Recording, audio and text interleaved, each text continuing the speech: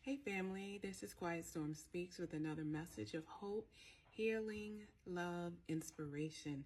This is what I like to call breadcrumbs for the journey.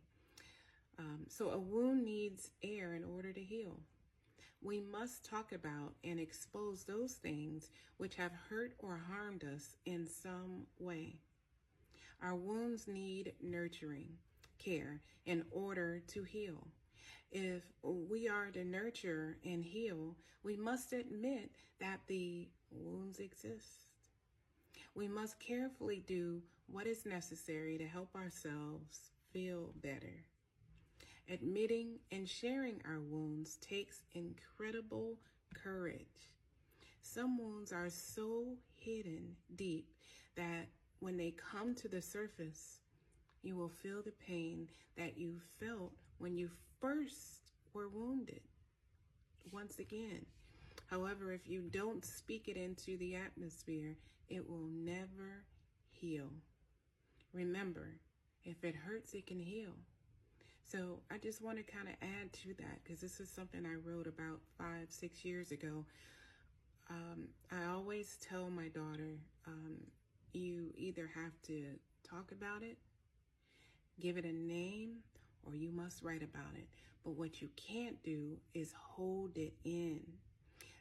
When things happen in this life, and life hits hard, especially these days, y'all know. But when things happen in this life, we hold them in, they start to take root. And I've said this before, this is something that I've quoted from Iyanla Vanzant, who said this many years ago. Things that are buried alive don't die.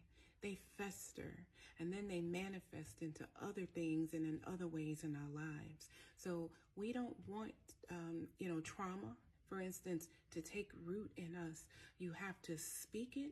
You have to name what it is. When I say name what it is, that means speak what it's giving you, what type of emotion you're getting from it. It could be a trigger from something else you experienced that you never healed from.